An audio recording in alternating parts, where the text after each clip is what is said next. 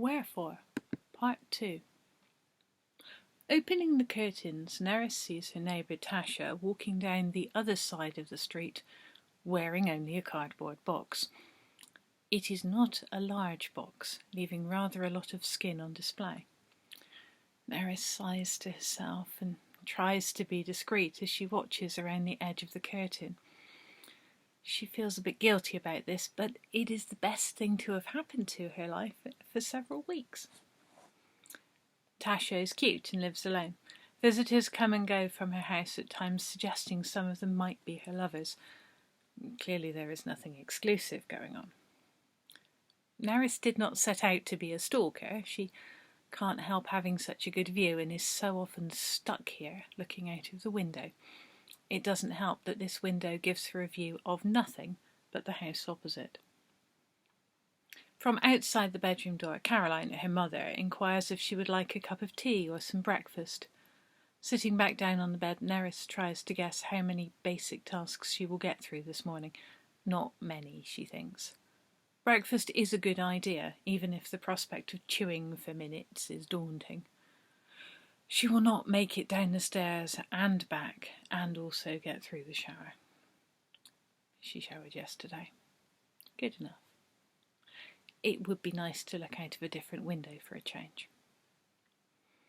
The stairs are hard work. She flops down at the kitchen table, trying not to show how rough she feels. Bad night, Caroline asks, bringing a welcome mug of tea. Nerys nods. Aren't you sleeping much? Her mother's care is real, heartfelt, and yet it invariably grates. It takes a lot of effort to hide this. Today will not be a good day. She will be 40 in a few months' time, and Nerys cannot reconcile herself to being so dependent and so very much still at home. I could get you an acupuncture appointment.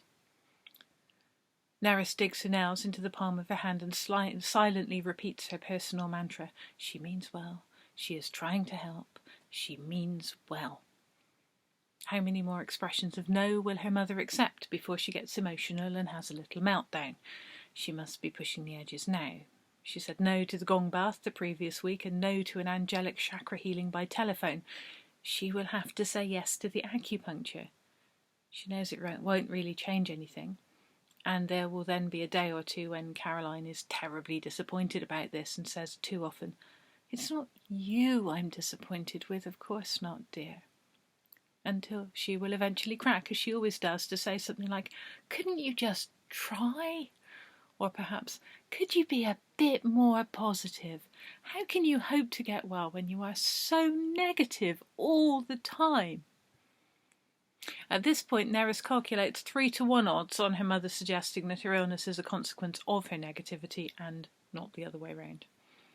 Being both too ill to work and officially considered well enough to work, Nerys is stuck and dependent on her mother. This means having to appease her mother by trying enough of the things that are supposed to cure her and that do not. She knows her mother is only trying to help, but it is exhausting, and exhaustion is the bulk of her problem already. Nerys closes her eyes for a moment and pictures her neighbour in just the cardboard box. She says yes and thank you to the acupuncture, and her mother bustles around happily because clearly this time the cure will work. Looking out of the back window, she notices that something odd has happened to the garden. The little lawn is a mess, with a hole in the middle of it and dirt everywhere. She supposes badgers or foxes have done it and hopes they weren't too hungry and that they found something. While sipping at her tea, she realises there is dirt on the kitchen floor. Her mother is usually fanatical about keeping things clean, but not today, apparently. Her mother's bare feet are distinctly muddy, as are her legs insofar as they can be seen beneath her long skirt. She is clearly the means by which mud from the lawn excavation has entered the house. Nerys decides not to ask. Clearly, someone has written an article about the advantages of grounding yourself in the soil, and Caroline's morning routine now involves standing in a small hole in the garden, probably while chanting and visualising her chakras filling with beautiful earth energy. They've been here before, or places much like it. Nerys knows better than to ask, and Caroline mostly knows better than to encourage her daughter to join in. After breakfast, Nerys makes the long trudge back up the stairs and returns to bed. It will likely be some time before she can do anything else. This point in the month is always the worst, because her periods start at the full moon, and that always takes it out of her. Something about bleeding makes her sleep worse than usual too. It doesn't seem to matter how long she sleeps for. She wakes up feeling exhausted, her limbs heavy and her concentration poor. She has strange, reoccurring dreams. There is one when she spends the entire dream just chewing. She can't tell what's in her mouth or why she has to chew it, only that she must keep going, chew and chew. She invariably wakes from those with a stiff jaw and an overwhelming impression that her teeth are the wrong size. In the second regular dream, she has to swim down a far too narrow channel of water while carrying things that are slightly too large. There are a lot of missing details. What she is carrying, why she feels this imperative to carry it. This dream is as relentless as the chewing, and she just swims and struggles all night. This one is particularly exhausting, and leaves her waking self with an overwhelming feeling of futility. Dream number 3 of this set has her trying to move sloppy, wet mud with her bare hands. The mud is almost liquid, and it runs through her fingers. No matter how much of it she scoops up to shift, it is never enough to do what has to be done, whatever that is. A few months previously, her mother took her to see a dream counsellor. She did not enjoy explaining the dreams, and the counsellor kept an unhelpfully neutral expression on the whole time. Then Nerys was told it was all about her relationship with her own bodily functions, that on some level she was obsessed with eating and shitting, and this was the real meaning of the dream. What about the ones where I swim and carry things? The counsellor didn't miss a beat. You're dreaming about sperm. Your biological clock is ticking, and you want someone to bring you the building materials so you can make a baby.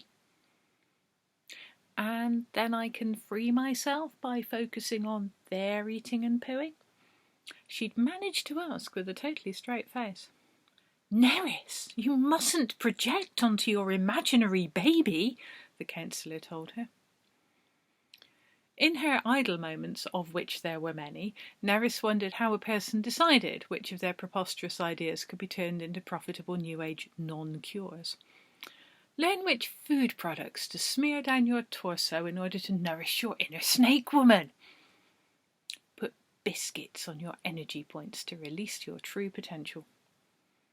She wonders now how to reinvent going outside in just a cardboard box as some kind of spiritual therapy.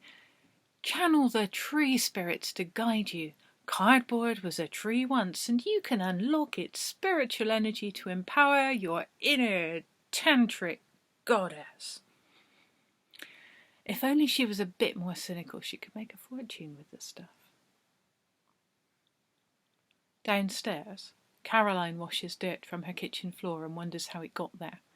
She supposes she must have brought it in with the laundry last night, except that she doesn't usually get muddy feet doing the laundry without knowing about it. She is sensitive to mud on her skin. She goes outside to spend some time with the new day and do a few yoga stretches, and at this point discovers the hole in the lawn. Evidently something has been digging. She makes the connection at once with the mud on her floor and recognises the supernatural agency. Is it a sign of some sort, she wonders? Is the ground trying to tell her something? Is it a message from the land itself? Clearly something wants her attention. Perhaps a spirit guide is trying to make itself known to her. She's always seen herself as more of a bird and air person, with feathers coming into her life as very clear signs from spirit. She has always known how to understand feathers. This earthy message, on the other hand, makes no immediate sense to her. Following the call of her intuition, she steps into the hole. It feels like a very natural fit, as though she belongs there. Caroline sighs, releasing the tension in her body and giving conscious thanks for the gifts of the earth. She probably needs to do more grounding work like this, and she accepts this as the gift inherent in her experience. Get back to the soil and back to her roots. It feels good, standing like this. It feels right and natural, and speaks to her soul in ways that are unfamiliar to her.